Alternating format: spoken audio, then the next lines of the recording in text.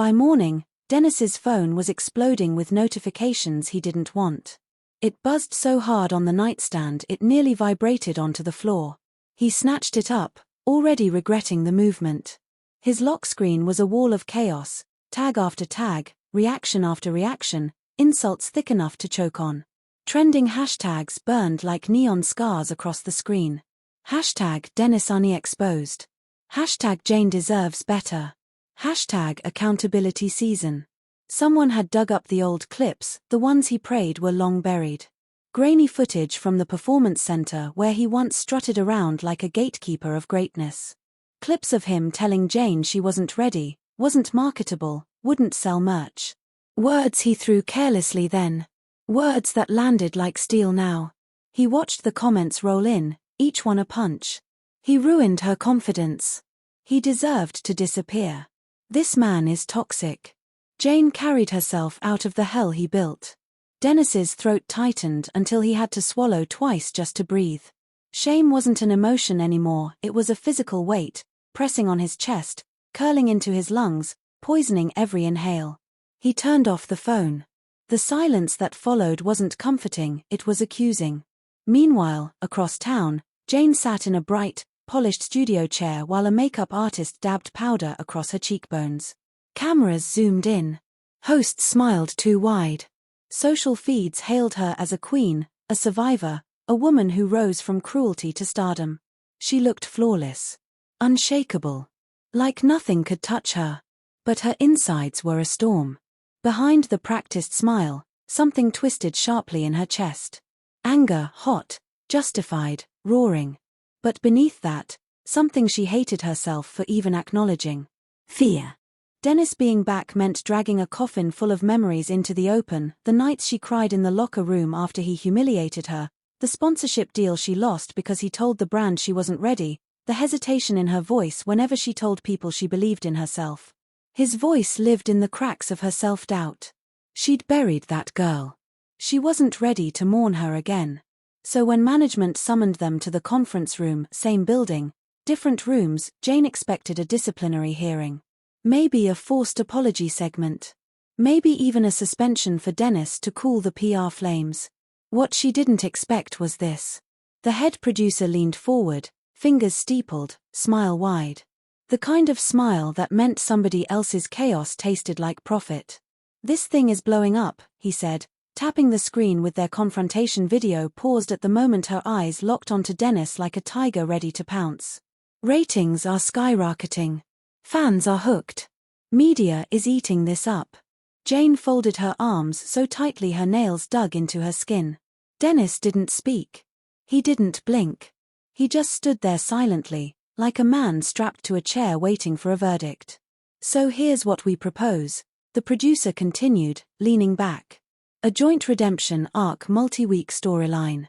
Forced partnership. Behind-the-scenes training segments. And, of course, the match." Jane laughed once, a short, sharp, humorless sound. "You want me to carry him?"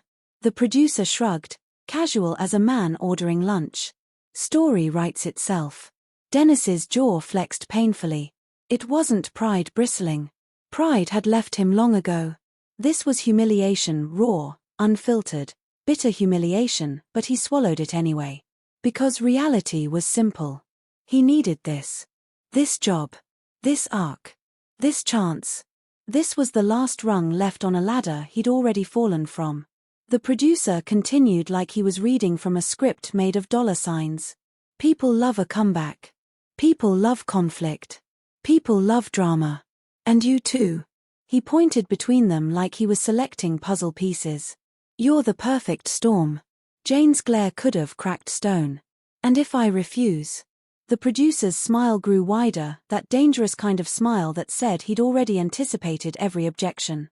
He lifted a tablet and spun it around. On the screen, their hallway confrontation video played again, except now it had numbers. 34 million views. 2.7 million shares. 1.3 million stitches. Trending #1 worldwide. "This," he said, tapping the screen, "is our highest engagement post of the year. By a landslide. You're not refusing." Jane's stomach dropped. Her fingers trembled slightly, but she curled them into fists before anyone noticed. Dennis exhaled a slow, defeated breath that said he understood the cage they were both in. He didn't even try to fight it. Couldn't afford to. His career wasn't on thin ice, it was drowning. The producer stood, hands clasped together like he was delivering a sermon. Ladies and gentlemen, this is the part where the world finds out whether Dennis Arney can rise from the ashes. He paused, savoring the tension. Or crash all over again. The room went dead silent. Jane looked away first. Dennis looked down. The producer walked out, satisfied, leaving the two of them standing in the suffocating quiet of a future neither of them asked for. 2 careers. 2 pasts filled with ghosts. 1 storyline engineered for chaos. Whether they liked it or not. Whether they were ready or not. The world would be watching. And neither one could hide anymore. They started filming immediately. No break. No breathing room. No time to process the storm the company had thrown them into. The cameras were everywhere, in the gym, in the locker rooms, in the hallways, outside the building, waiting for any spark that could ignite into a viral wildfire. Training montages. Promo sessions. Forced sit-downs where producers positioned them just close enough to make viewers hope for a blow-up. But something unexpected happened. They didn't explode. Not at first. Instead, Jane watched something far stranger unfold. Dennis struggled not with technique, not with choreography, but with breath. He gasped after short sequences. He fought to hide the shaking in his hands. He moved like someone trying to outrun time, but losing ground every second. The arrogance he once wore like armor had evaporated, leaving behind a man who seemed smaller, quieter, dimmer. And Jane, who once dreamed of being strong enough to confront him, felt an old ache bruise her ribs. Because she was watching someone she once feared turn into someone she pitied. And pity was something she never expected to feel for him. Behind the cameras, she noticed everything. How he stretched his right shoulder longer than necessary. How he winced when he thought no one was looking. How he stumbled during footwork drills and immediately masked it with a forced laugh. One take hit too close. Dennis attempted a running sequence, clipped the corner of a training dummy, and nearly crashed to the mat. Jane reacted before thought kicked in. She grabbed his arm, steadying him. The crew froze. Even the producer looked up from his monitor. Dennis jerked away instantly, shame coloring his cheeks. "I'm fine," he muttered. But Jane didn't move. She studied him, really studied him, with the same sharpness she once reserved for her opponents. The cockiness she remembered. Gone. The dismissiveness. Gone. The cruel gleam in his eyes. Gone. All she saw was exhaustion, regret, and a man who'd been crushed long before she ever confronted him. "So this is what you've become," she whispered under her breath. Dennis swallowed hard. "And you became everything I said you couldn't." She blinked. She didn't expect that. Not from him. Not ever. Later, during their first joint promo, the tension was ice-thin. Jane delivered her lines with controlled fire, the way her fans loved her. "You broke me once," she said, stepping into Dennis's space. "You won't break me again." Cameras zoomed in. The entire crew leaned forward. They wanted drama. Venom. Tears. Dennis met the lens dead on. His voice wasn't loud. Wasn't theatrical. Wasn't scripted bravado. "I'm not here to break anyone," he said softly. "I'm here to rebuild myself." The silence that followed was electric. Real. Human. Dangerous. Even the producer stopped breathing. Because the world wasn't watching a character. They were watching a man confess. And the camera loved him for it. As weeks passed, their dynamic shifted like continental plates beneath the surface. Not friendship, not even close, but something sharper, grudging, and hard-won. Respect. Jane respected the way he pushed through pain. Dennis respected the warrior she'd become. They respected the ghosts each of them carried. And neither said it out loud, but they both knew. They were rewriting something old. Something painful. Something unfinished. The night before the match, the arena slept but the corridors didn't. Equipment rolled. Stage lights hummed. Monitors flickered with footage of Dennis and Jane careers orbiting the same spotlight, ready to collide. Dennis paced the empty ring. No fans. No noise. Just the smooth echo of his footsteps on the canvas. His mind played a loop, every mistake, every insult he'd ever thrown at Jane, every headline dragging him across the internet. Shame had become a companion, but tonight it felt louder than usual. The curtains rustled. Jane stepped out of the shadows. Grey hoodie. Hands in pockets. Hair tied back. Eyes steady. "You're early," Dennis said. "So are you," she answered, climbing into the ring. She moved around him, stretching lightly, testing the ropes. "Couldn't sleep?" "No." "You?" "Same." For a moment the silence between them was heavy, almost awkward, like two people standing at the edge of a cliff neither had admitted was there. Jane finally exhaled. "I hated you, you know." Dennis didn't look away. "I know. You made me doubt everything. My skill. My presence. My worth." "I know," he repeated, his voice low, honest. The lights overhead buzzed.